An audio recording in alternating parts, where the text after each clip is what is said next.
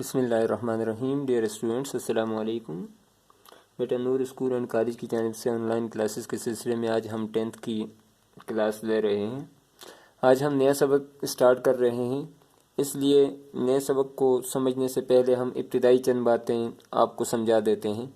سب سے پہلی بات تو یہ ہے کہ آپ نے لازماً اپنے پاس پین اور کاپی رکھ لینی ہے، اور جو آبجیکٹو میں آپ کو نشاندہی کرتا جاؤں آپ نے ان کو انڈر لائن کرتے جانا ہے، اور جو ٹھیک آنسر ہے وہ پاس لکھتے جانا ہے، ایک بات۔ اور دوسری بات یہ ہے کہ جو آپ کو ایکسٹرا نالج دیا جاتا ہے یا اضافی باتیں بتائی جاتی ہیں وہ اپنے پاس لکھ لیا کریں تاکہ بعد میں آپ کو فائدہ ہو۔ یہ نہیں ہے کہ جو بک کے اندر بتایا گیا ہے اسی کو آپ لے کر چلتے ہیں۔ تو آ جاتے ہیں ہم آج کے سبق کی طرف۔ سبق کا نام ہے نام دیو مالی۔ نام آپ کو پتہ ہے نام ہوتا ہے، اور دیو اس کا نام ہے اور مالی اس کا پیشہ ہے۔ نام دیو مالی، نام دیو ہے اور مالی اس کا پیشہ ہے۔ ذات کے اعتبار سے یا مذہب کے اعتبار سے ہندو ہیں، اور ذات کے اعتبار سے یہ ہندوؤں کی ایک نیچ ذات سے تعلق رکھتے ہیں۔ آج یہ باتیں واضح طور پر آپ کو سمجھ آ جائیں گی کہ ذات کا انسان کی شخصیت سے کوئی تعلق نہیں ہوتا۔ مصنف اس سبق کے مولوی عبدالحق صاحب ہیں، جانی پہچانی شخصیت، بابا اردو، ٹھیک ہے، اور صنف ادب کے اعتبار سے یہ سبق شخصی خاک کا ہے۔ اس کتاب کا آپ کی پہلا جو سبق تھا شاہد احمد دہلوی کا لکھا ہوا، سبق کا نام ہی مولوی عبدالحق تھا، وہ بھی شخصی خاک کا تھا۔ اس میں ہم نے شخصی خاکے کی تعریف کر دی تھی۔ کسی بھی شخصیت کی زندگی کے مشہور جو پہلو ہیں ان کو بیان کرنا مختصر انداز کے اندر یہ شخصی خاکہ کہلاتا ہے، اور مکمل اس کے اندر آپ کو تفصیلات مل جائیں گی۔ ماخذ کیا ہے، یہ کہاں سے لیا گیا ہے نام دیو مالی؟ تو یہ نام دیو مالی مولوی عبدالحق صاحب کی کتاب چند ہم اثر سے لیا گیا ہے۔ ہم اثر اس زمانے کے لوگ، ٹھیک ہے جی۔ تو مولوی عبدالحق صاحب نے اس کتاب کے اندر اپنے زمانے کے جو خاص لوگ تھے جن کا تذکرہ ذکر کرنے کے قابل تھا کتاب میں، یا جن کے اندر کچھ خاصیات پائی جاتی تھی، ان کے اوپر شخصی خاکے لکھے ہیں اور اس کتاب کے اندر جمع کیے ہیں۔ ان میں سے ایک نام دیو کا بھی ہے، نام دیو ہیں جو مالی کا کام کیا کرتے۔ اب آ جاتے ہیں اپنے سبق کی طرف کہ مولوی صاحب کا جو تعارف ہے وہ آپ کے 10th کلاس کی بک کے مصنف جو ہیں، رائٹر جو ہیں، انہوں نے کس انداز میں کیا ہے اسی انداز میں ہم آگے لے کر اس کو چلتے ہیں۔ تو بیٹا مولوی عبدالحق ان کا نام ہے اور بابا اردو ان کا لقب ہے۔ ایک پہلا آبجیکٹو تو یہ آپ اپنے پاس نوٹ کر لیں کہ مولوی عبدالحق صاحب کو کیا کہا جاتا ہے، تو جواب ہے بابا اردو کہا جاتا ہے۔ اور دوسری بات، مولوی عبدالحق صاحب کب پیدا ہوئے؟ تو آپ کے سامنے لکھا ہے مولوی عبدالحق صاحب 1870 کو پیدا ہوئے، یہ دوسرا آبجیکٹو ہے۔ اس کے ساتھ آپ اضافی طور پہ لکھ سکتے ہیں کہ مولوی عبدالحق صاحب 20 اپریل، کب؟ 20 اپریل 1870 کو پیدا ہوئے۔ یہ دو آبجیکٹو آپ کے ابتدا میں آ چکے ہیں۔ اب ہم آ جاتے ہیں اپنے سبق کی طرف کہ مولوی عبدالحق، ہاپوڑ ضلع میرٹھ، ہاپوڑ، ٹھیک ہے جی، یہ قصبہ ہے، اور قصبے کی تعریف آپ کو پتہ ہے، جو دیہات یعنی گاؤں سے بڑا ہوتا ہے اور شہر سے چھوٹا ہوتا ہے اسے قصبہ کہا جاتا ہے۔ ہاپوڑ کے اور ضلع میرٹھ میں پیدا ہوئے، ٹھیک ہے، ہاپوڑ قصبہ ہے اور ضلع میرٹھ ہے۔ ابتدائی تعلیم پنجاب اور یو پی سے حاصل کی، یو پی اتر پردیش، ٹھیک ہے، ہندوستان کا یہ صوبہ ہے، یہاں سے انہوں نے تعلیم حاصل کی۔ اس کے بعد مدرسۃ العلوم علی گڑھ میں داخل ہوئے۔ کہاں داخل ہوئے؟ علی گڑھ میں داخل ہوئے۔ یہ بھی آبجیکٹو ہے، اس کو بھی آپ انڈر لائن کریں کہ کہاں داخل ہوئے، مدرسۃ العلوم علی گڑھ میں۔ اب یہاں میں ایکسٹرا چند باتیں آپ کو بتا رہا ہوں اضافی، کہ علی گڑھ جو اسکول ہے یہ 1875 کے اندر بنا، اور کس نے بنایا؟ سر سید احمد خان صاحب نے بنایا۔ پہلی بات 1875 میں، یہ بھی اپنے پاس نوٹ کریں۔ پھر اس کے بعد 1877 کے اندر اسی اسکول کو کالج کا درجہ دے دیا گیا۔ اس اسکول کو کالج کا درجہ کب دیا؟ 77 کے اندر، اور پھر اس کے بعد سر سید کی وفات کے تقریباً 22 سال کے بعد 1921 کے اندر 2021 کے اندر اس کالج کو یونیورسٹی کا درجہ دے دیا گیا، مسلم علی گڑھ یونیورسٹی بنا دی گئی۔ تو یہ ساری باتیں آپ اپنے پاس نوٹ کر لیں، پاک اسٹڈی میں آپ کو لازمی طور پر یہ باتیں کام آئیں گی۔ اب یہاں تک یہ بات ہوگی کہ مولوی صاحب ہاپوڑ میں پیدا ہوئے، ضلع میرٹھ ہے، اور ساتھ میں پنجاب اور یو پی سے انہوں نے تعلیم حاصل کی۔ اس کے بعد مدرسۃ العلوم علی گڑھ میں داخلہ لے لیا اور وہاں سے اپنی تعلیم مکمل کی۔ اپنے فلسفیانہ طرز فکر طرز طریقے کو کہتے ہیں، فکر سوچ کو کہتے ہیں، اپنے فلسفیانہ سوچ کی وجہ سے، ٹھیک ہے۔ فلسفیانہ کیا ہوتا ہے اب میں آپ کو بتاتا ہوں۔ فلسفیانہ طرز فکر کی بدولت مدرسۃ العلوم میں عبدالحق فلسفی کے نام سے مشہور تھے۔ عبدالحق فلسفی کے نام سے مشہور تھے۔ فلسفی کسے کہتے ہیں؟ ہاں، اقبال نے بھی کہا تھا نا کہ فلسفی کو بحث کے اندر خدا ملتا نہیں، ڈور کو سلجھا رہا ہے اور سرا ملتا نہیں۔ اب یہ اقبال نے کہا تھا۔ تو فلسفی یہ لفظ یونانی زبان سے نکلا ہے، فیلا صوفی سے۔ فیلا کے معنی ہیں، یونانی زبان کا لفظ فیلا کے معنی ہیں میں محبت کرتا ہوں، اور صوفی کے معنی ہیں، یہ آپ کا سواد والا صوفی نہیں ہے جیسے داڑھی والوں کو آپ صوفی کہتے ہیں، وہ والا نہیں ہے، خیال کریں، سین والا صوفی ہے۔ صوفی کے معنی ہیں عقل سے، تو وہ شخص جو عقل سے محبت کرتا ہے اسے فلسفی کہتے ہیں۔ جو عقل کی دانائی کی باتیں کرتا ہے اسے فلسفی کہتے ہیں۔ تو مولوی عبدالحق صاحب بھی عقل اور دانائی کی باتیں کرتے تھے، تفکر اور تدبر والی باتیں کرتے تھے، سوچ کے ساتھ اور فکر کے ساتھ باتیں کرتے تھے، اس لیے مولوی عبدالحق فلسفی مشہور تھے۔ یہ بات اب آپ کو صحیح سمجھ میں آ گئی ہوگی۔ اس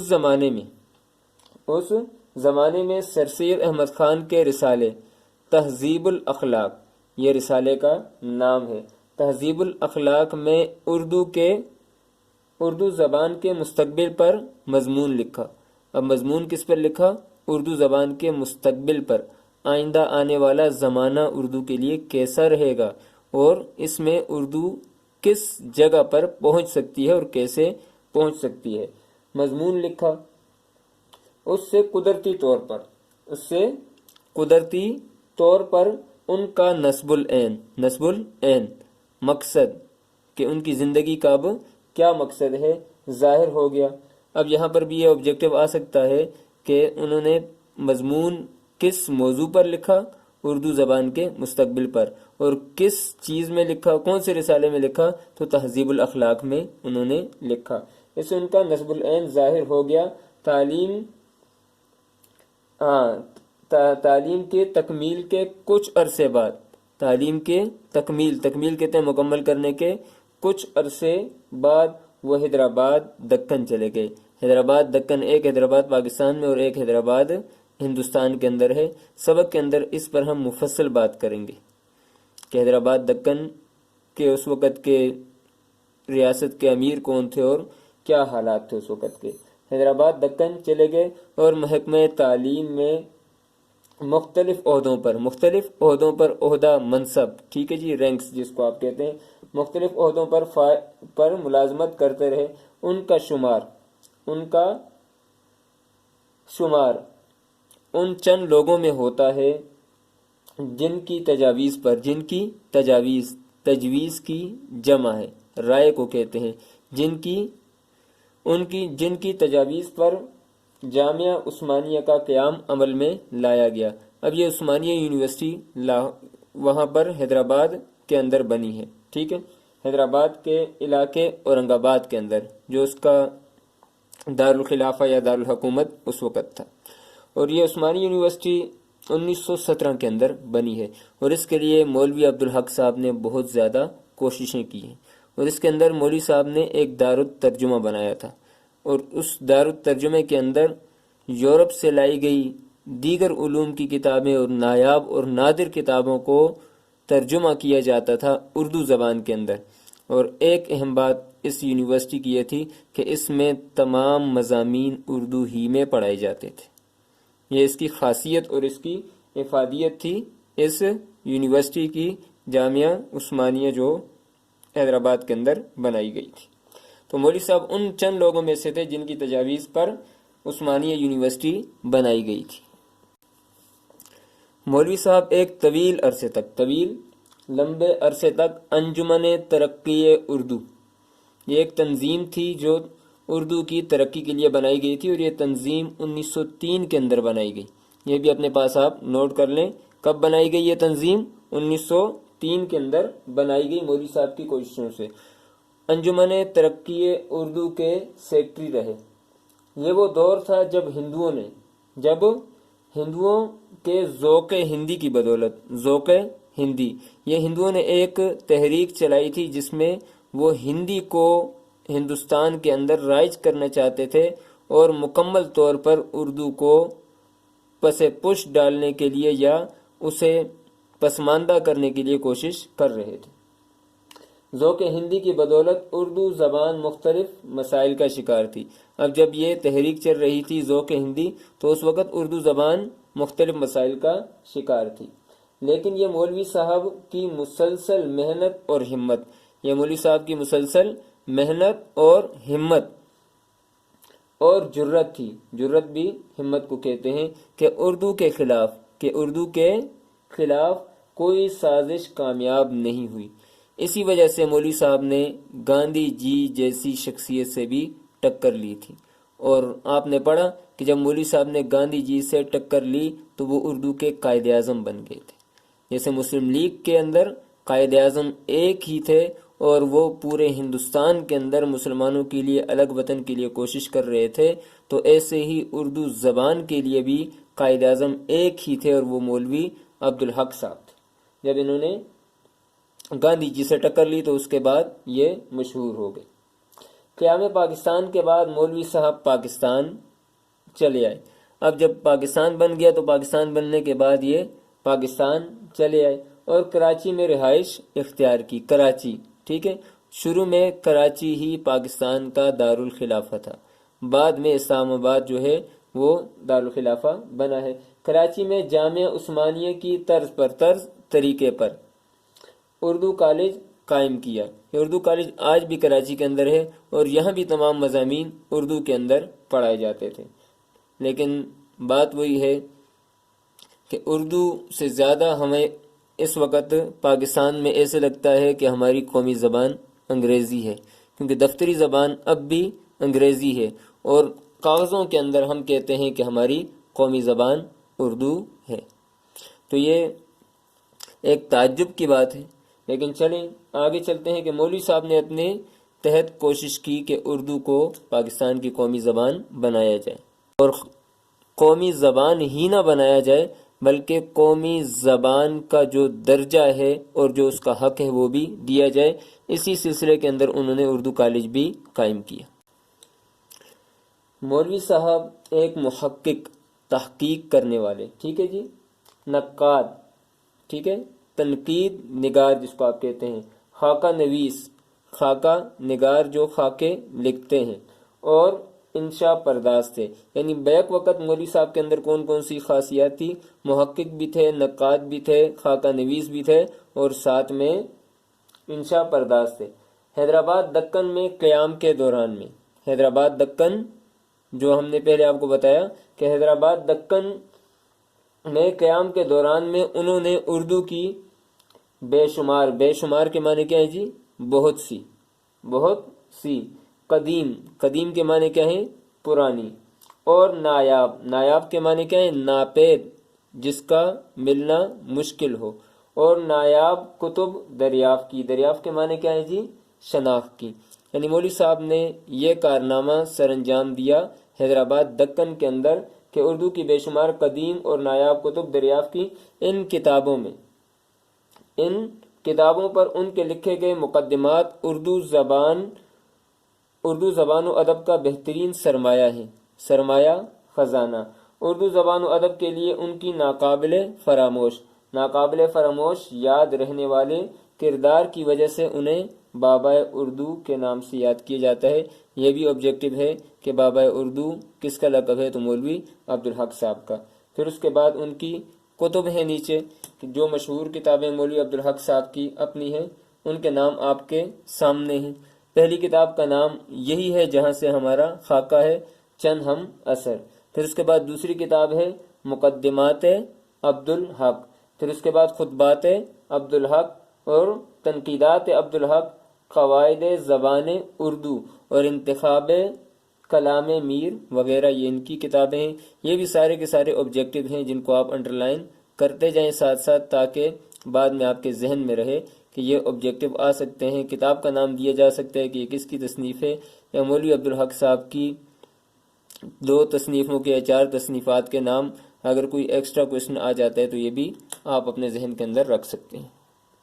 تو بیٹا سبق کا نام ہے نامدیو مالی، ٹھیک ہے، پیشہ مالی ہے اور نام اس کا دیو ہے۔ تو سبق کے اندر اب ہم آ جاتے ہیں، سبق پڑھتے ہیں۔ نام دیو، نام دیو، ٹھیک ہے جی۔ یہاں پر یہ جو نام لکھا ہے تو یہ دیو ہے۔ ہندوؤں کے اندر جیسے نام ہوتے ہیں، دیو آنند ہو گیا یا دیو رام ہو گیا، کچھ بھی ہو گیا تو اس کا نام دیو تھا۔ نام دیو۔ مقبرہ رابعہ درانی، مقبرہ رابعہ درانی۔ اب یہ رابعہ درانی کون ہے؟ تو رابعہ درانی اورنگزیب عالمگیر کی بیوی کا نام ہے۔ یہ نام ان کا بانو بیگم ہے، لیکن رابعہ درانی ان کو لقب دیا تھا اورنگزیب عالمگیر نے۔ نام کیا ہے؟ بانو بیگم ہے، لیکن لقب رابعہ درانی اورنگزیب عالمگیر نے دیا تھا، اور یہ والدہ ہیں زیب النساء بیگم کی۔ زیب النساء فارسی کی مشہور شاعرہ۔ ان کے شعر در ابلق پس دیدہ موجود، پر بتان اشک سرما آلود، ٹھیک ہے۔ اور ایک اور ان کا بڑا مشہور شعر ہے، وہ میں آپ کے سامنے کلاس میں بھی اکثر پڑھتا رہتا ہوں، کہ وہ جب ایک لاہور کے گورنر نے انہیں چھت پر ٹہلتے ہوئے دیکھ لیا تھا تو اس نے کہا تھا کہ سرخ پوشے ب لبے بام نظر می آید، تو انہوں نے اوپر سے ہی کہا تھا کہ نہ بزوری نہ بزاری نہ بزر می آید۔ ان کے مشہور اشعار ہیں، اور یہ بہت بڑی شاعرہ بھی تھی اور بہت بڑی عالمہ بھی تھی، اور 30,000 سے زیادہ فقہ حنفیہ کی کتابیں ان کو یاد تھی۔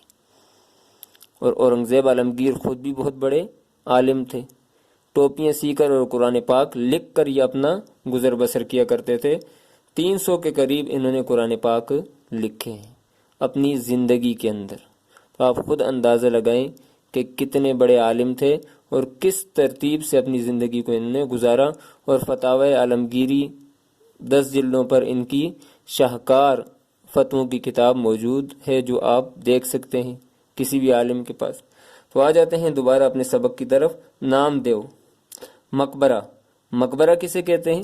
قبر کے اوپر بنائی جانے والی جو عمارت ہوتی ہے اسے مقبرہ کہتے ہیں۔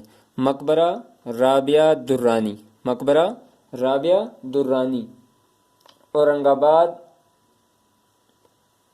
دکن کا مالی تھا۔ اورنگ آباد دکن کا مالی تھا۔ اورنگ آباد یہ علاقہ ہے حیدرآباد دکن کا۔ یہ علاقہ کس کا ہے جی؟ حیدرآباد دکن کا ہے۔ اور یہ جو مقبرہ ہے یہ اس کی زینت سمجھا جاتا ہے، حیدرآباد کی زینت سمجھا جاتا ہے، اور بہت خوبصورت مغلیہ عمارتیں آپ کو پتہ ہے کہ بڑی خوبصورت ہوا کرتی تھی۔ تو نام دیو، مقبرہ رابعہ درانی اورنگ آباد دکن کا مالی تھا۔ اب یہ مقبرے کا مالی نہیں تھا، مالی وہاں پر موجود باغ کا تھا۔ ذات کا ڈھیڑ، ذات کا ڈھیڑ یہ ہندوؤں کی ایک ادنا ذات ہے جو کھالوں کا کام کرتی ہے۔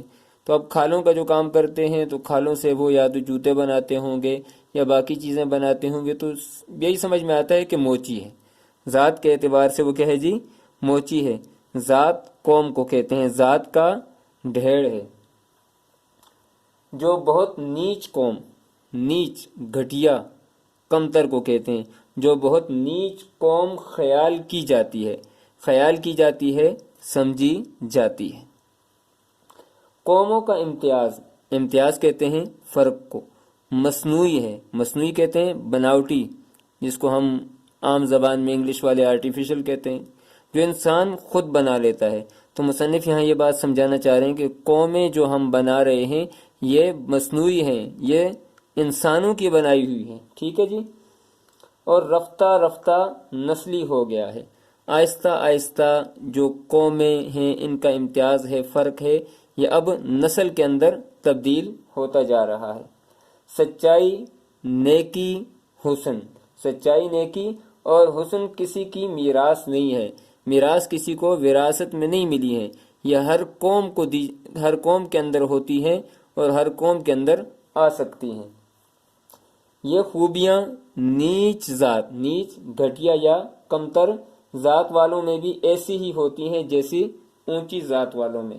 یہ خوبیاں سچائی، حسن ہو گیا اور نیکی، یہ جس طریقے سے اونچی ذات والوں میں آ سکتی ہیں ایسی ہی نیچی ذات والوں میں بھی آ سکتی ہیں۔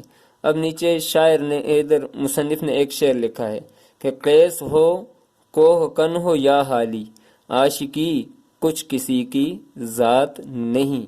اب یہاں پر دیکھیں، قیس ہو، کوہ کن یا حالی، قیس کے ساتھ کوہ کن کو لایا، پھر اس کے بعد حالی کو لایا۔ اب قیس کیا ہے، کوہ کن کیا ہے، حالی کیا ہے؟ تو اب ان تینوں کو مناسبت سے ذکر کیا ہے۔ قیس سے مراد قیس ابن عامر ہیں۔ کون مراد ہے؟ قیس ابن عامر ہیں، جو مجنو کے نام سے مشہور ہیں، مجنو، لیلا مجنو، ٹھیک ہے۔ کوہکن سے مراد فرہاد ہے، شیریں فرہاد کا قصہ آپ نے سنا ہوگا۔ یہاں پر وہ فرہاد مراد ہے جس نے کوہ بے ستوں کاٹ لیا تھا۔ اس کو کہا گیا تھا کہ آپ اس کو کاٹیں اور یہاں سے دودھ کی نہر نکالیں، کہتے ہیں کہ اس نے کاٹ لیا تھا اور اس کے بعد اس کو پھر بھی شیریں نہیں ملی۔ قیس ہو کوہ کن ہو یا حالی۔ اب یہاں پر مصنف ہمیں یہ بات سمجھا رہے ہیں کہ حسن ہو گئی، نیکی ہو گئی، اچھائی ہوگی، یہ کسی کی میراث نہیں ہے۔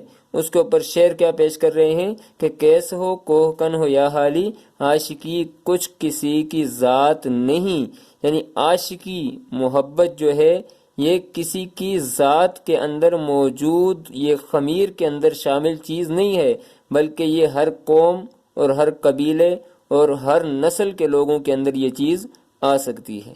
جس طریقے سے سچائی، نیکی، حسن آ سکتا ہے، تو شاعر کہتا ہے کہ کوئی بھی چیز جو ہے وہ کسی قوم کا خاصہ نہیں ہے، بلکہ دنیا کے اندر جتنے بھی انسان اللہ نے پیدا کیے ہیں تو ان کے اندر اچھائی، نیکی اور حسن آ سکتا ہے۔ قیس غالب نے بھی کہا تھا کہ قیس جنگل میں اکیلا ہے مجھے جانے دو، خوب گزرے گی جو مل بیٹھیں گے دیوانے دو۔ تو عاشقی کچھ کسی کی ذات نہیں، یعنی کسی کے ساتھ بھی یہ خاص نہیں ہے۔ تو اب ہم آگے چلتے ہیں۔ مقبرے کا باغ میری نگرانی میں تھا، دیکھ بھال، نگرانی کے معنی کیا ہیں جی؟ دیکھ بھال کے اندر تھا، میں اس کی دیکھ بھال کیا کرتا تھا۔ میرے رہنے کا مکان بھی باغ ہی کے احاطے میں تھا، میرے رہنے کا مکان بھی باغ ہی کے احاطے میں تھا، احاطہ چار دیواری، باؤنڈری، ٹھیک ہے، اسی کے اندر تھا۔ میں نے رہنے بنگلے کے سامنے چمن بنانے کا کام نام دیو کے سپرد کیے، چمن باغ کو کہتے ہیں، باغیچے کو کہتے ہیں، سپرد حوالے کیا۔